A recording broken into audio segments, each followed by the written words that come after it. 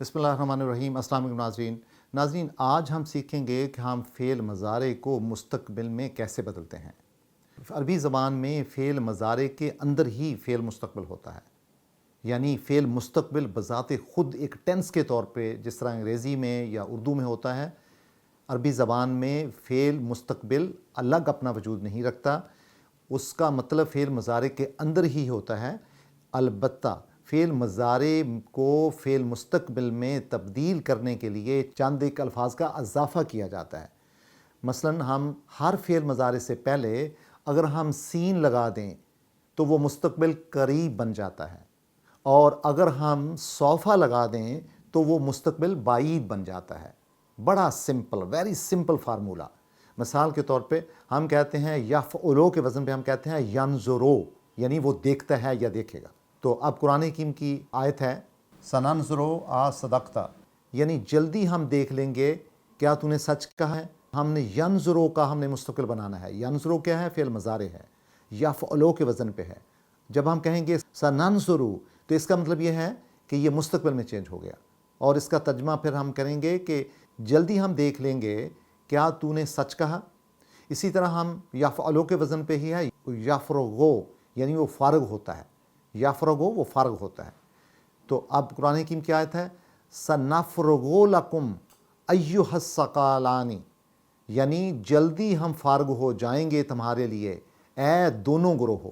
ثقلانی یعنی انسانوں اور جنوں کے دونوں گروہوں کی طرف سورہ الرحمن کی آیت ہے کہ جلدی ہم فارغ ہو جائیں گے تمہارے لیے اے دونوں گروہوں۔ ثقلانی تثنیہ کا صیغہ ہے۔ اسی طرح یفعلو کے وزن پہ ہے یدخلو، جس کا مطلب داخل ہوگا، ہوتا ہے یا ہوگا۔ تو قرآن کی آیت ہے سیدخلون جہنم داخرین، یعنی جلدی ہی وہ داخل ہوں گے جہنم میں ذلیل و خوار ہو کر۔ ایک اور فعل ہم لیتے ہیں مثال کے طور پہ یجعلو، یعنی وہ بناتا ہے یا بنائے گا۔ تو یہ یفعلو کے وزن پہ ہے۔ یہ بھی اس کو ہم مستقبل میں تبدیل کریں گے تو یہ بن جائے گا سیجعل اللہ بعد عسر یسرا، یعنی وہ جلدی کر دے گا اللہ تنگی کے بعد آسانی۔ سین کی وجہ سے آپ نے اس کا ترجمہ ہوگا کے ساتھ کیا ہے، کیونکہ یہ فعل مستقبل قریب ہو گیا۔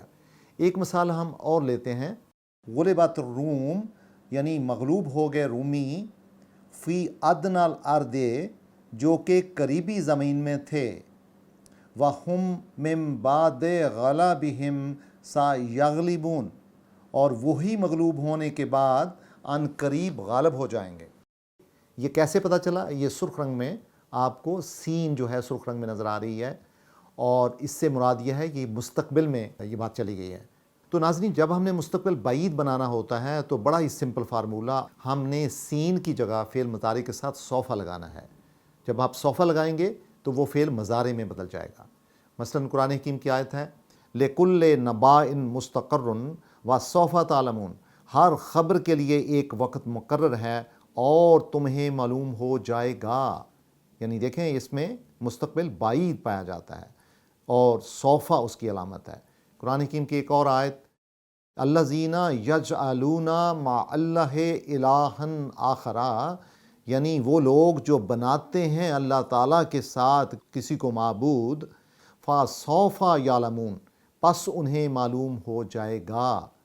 یہاں پہ سوف یعلمون، ان کو معلوم ہو جائے گا، اور فے جو ہے وہ حرف عطف ہے، لہذا پس کے معنی میں آیا ہے۔